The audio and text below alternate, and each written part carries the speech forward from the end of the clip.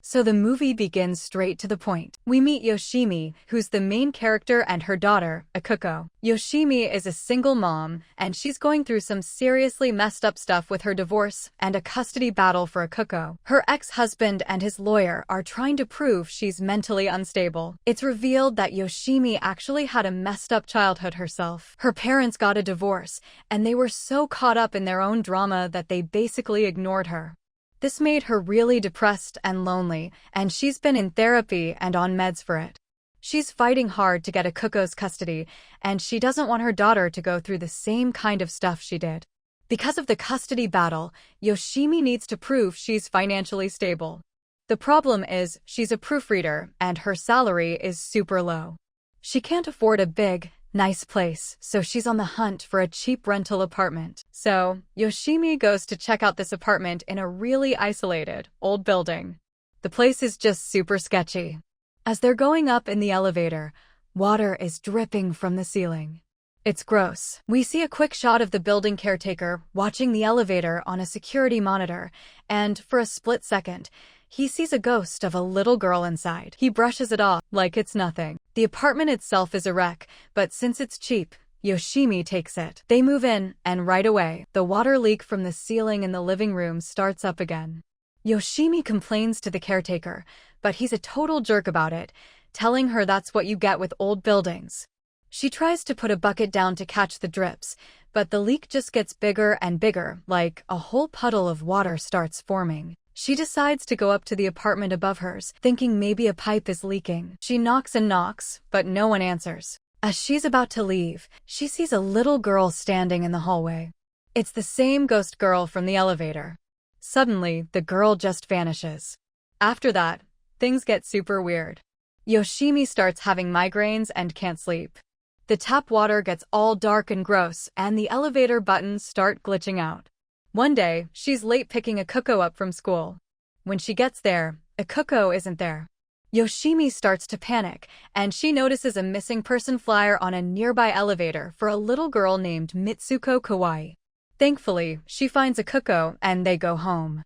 Back at the apartment, Akuko finds a red backpack on the roof in the exact same spot where Yoshimi had seen it before. Things get even stranger when Akuko starts to act like she's possessed or something.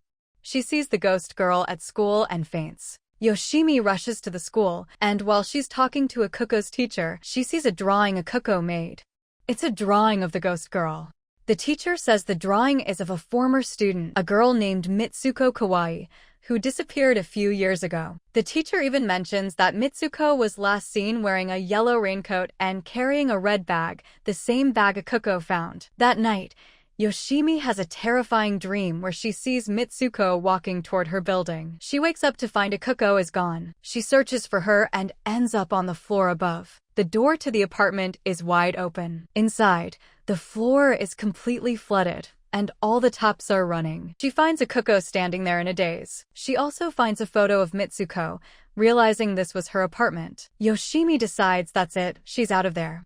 The next morning, she starts packing, but then her ex-husband's lawyer shows up and warns her that if she keeps moving from place to place, he'll prove that she's an unfit mother and take Akuko away for good. So, the lawyer tells Yoshimi she has to stay at one permanent address if she wants to win the custody case. To help her out, the lawyer gets the apartment completely renovated, and they even fix the leaky pipes upstairs. For a while, things are good. It feels like the negative vibe of the apartment is gone. Yoshimi's migraines stop, and Akuko is happily going to school, but then, out of nowhere, Akuko comes home, and as Yoshimi is unpacking her bag, she finds something that makes her heart drop, the same damn red bag from before. She freaks out and asks Akuko where she got it, but her daughter has no idea how it got in her bag. Yoshimi grabs the bag, and as soon as she touches it, she gets a vision of it sitting in a water tank on the roof. She has a feeling that Mitsuko's spirit is trying to tell her something. Yoshimi heads to the roof with a flashlight to check the water tanks. When she touches one, she gets another vision, a full flashback this time, of what happened to Mitsuko. A water inspector had left the tank cover open by accident, and Mitsuko, who was an ignored and lonely kid, fell in and drowned.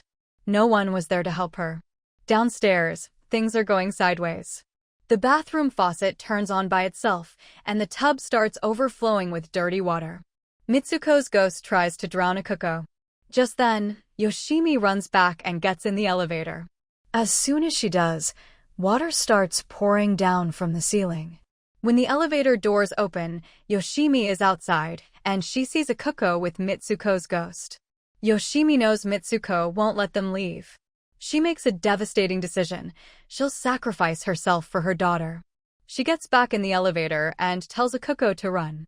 The doors close, leaving a terrified Akuko behind.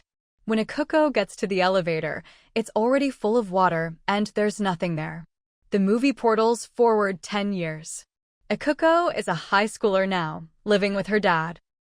She decides to go back to the old building, which is now abandoned. She finds their old apartment, but surprisingly, it looks perfectly maintained. Then, the ghost of Yoshimi appears. Akuko is so happy to see her and asks if she can stay with her. Yoshimi gives her a heartbroken answer. It's not possible because she has to live with Mitsuko now. We see the ghost of Mitsuko right behind her. Yoshimi's ghost vanishes, and Akuko walks away.